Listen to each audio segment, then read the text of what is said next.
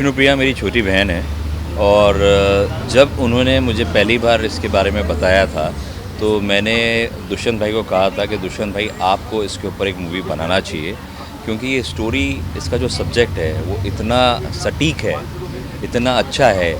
और प्रोस्टिट्यूशन पे कई मूवी बनी है पहले, कई बार लिखा गया है, बट किसी ने उसकी गहराई को नहीं बताया, किसी ने इतने अंदर तक नहीं सोचा कि एक प्रोस्टिट्यूट भी किस हद तक दुख झेलती होगी पैसे कमाने के लिए। हमें ऐसा लगता है कि वो लोग शायद निकलते हैं और बहुत इजी मनी है और इस इजी मनी को वो लोग घर वापस लेके आते होंगे, बट विष्णुप्रिया ने जिस तरह से इस चीज़ को पोर्ट्रे किया है, मतलब उसमें एक प्रोस्टिट्यूशन में जो गंदगी है, जो एक दर्द है एक प्रोस्टिट्यूट का, वो साफ दिखाई देता है। कि आज की तारीख में लोग सिर्फ एंटरटेनमेंट चाहते हैं, वो चाहते हैं कि मसाला मूवी हो, पर इसमें एंटरटेनमेंट तो है, पर एंटरटेनमेंट के साथ में इट्स यू कैन से एक सटायर है, एक मैसेज है।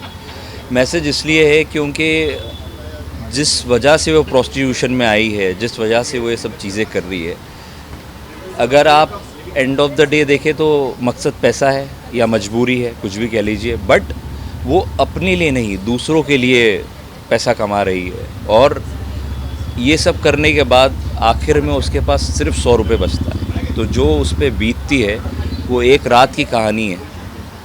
अगर ऐसे देखें तो सिर्फ एक रात हमें मालूम पड़ी है, वो 365 डेज़ जो उस पर गुजरता होगा, उसके बारे में सोचिए आप।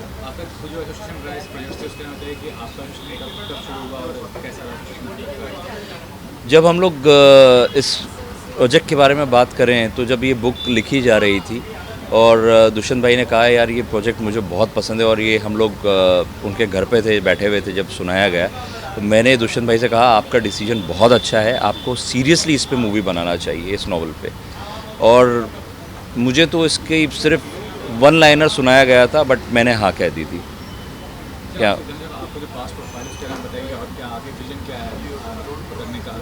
जी, मेरी देखिए फर्स्ट मूवी तनिषा मुखर्जी के साथ थी, बी केयरफुल। शिल्पी शर्मा, जॉनी लीवर, असरानी जी, रजनीश दुग्गल, काफ़ी लोग थे उसमें। उसके बाद मेरी एक मूवी जो बहुत दिन से पेंडिंग है, 6X, जिसमें काफ़ी बड़े नाम श्वेता तिवारी, रश्मि देसाई, विदिता बाग मेरे साथ है। ये पिक्चर पेंडिंग है, अब रिलीज़ होगी, ऊपर वाला चाहेगा जल्दी होगी। मेरी अभी 2 साल पहले एक मूवी रिलीज़ हुई थी विराम, नरेंद्र झा जी के साथ।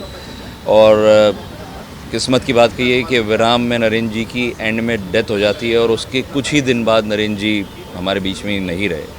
और मैं खुद अभी एक वेब सीरीज़ बना रहा हूँ, द डेविल्स इनसाइड, जिसमें पहले एपिसोड को मैंने अर्शी और शारिब को लिया है, जो कि बहुत जल्द आपको वेब सीरीज़ के माध्यम से दिखा जाएगा किसी बड़े चैनल पे।